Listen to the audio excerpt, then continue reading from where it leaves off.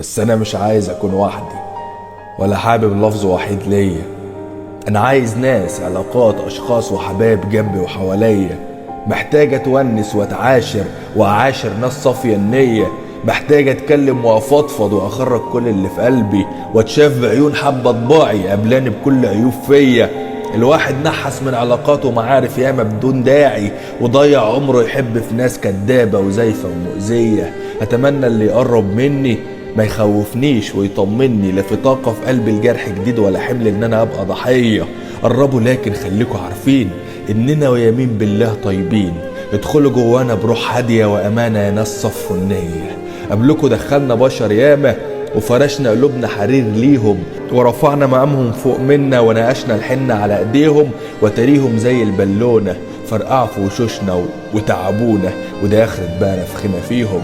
وعشان كده رافضين الناس، سعداء بالوقت اللي بنقضيه مع مج الشاي في البلكونة بعيد على العالم وصداعه. لا بنأذي الناس ولا يأذونا، ومفيش أجمل من راحة البال والرضا بالحال وهدوء أعصابنا وروقنا.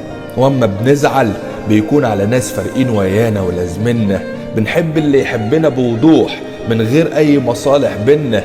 بنحب الناس الصادقة بجد واللي يهمها راحة بالنا. اهو دول بنشيلهم على راسنا وبنبقى على العشرة معاهم.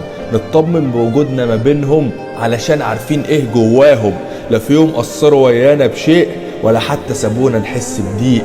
بمجرد بس ما نحتاجهم من غير ما بنطلب نلقاهم. اهو دول اللي هيبقوا معانا ونكمل في حياتنا معاهم. خلصنا خلاص، شطبنا كرم واللي هنديه هيكون على القد. بكفاية سذاجة بقى وطيبة والعشم الزايد فوق الحد. بكفاية الصدق اللي أذانا وملانا الهم وبكانا. مشاعرنا هتفضل جوانا ولا يمكن راح نهديها لحد إلا اللي يصون فعلا وعده ويكون الحاضر وما بعده. خليك وحدك، خليك وحدك أكرم لك من جمع بيأذي. الخلق لا يمكن تتغير، مجهودك رايح مش مجزي. وان وعدك انه هيتغير ما تصدقهوش. ما اكيد كان قبلك مع غيرك واكيد الوقت ما غيرهوش. ما انتش مضطر تعيش في عذاب او يوم تتحامل فوق طاقتك. حقك تتحب بدون مجهود وتلاقي الشخص اللي يحبك في الحد ما تلقى وانا الصادق وبشر ما تخونش في يوم وعدك. خليك وحدك بالله عليك، خليك وحدك.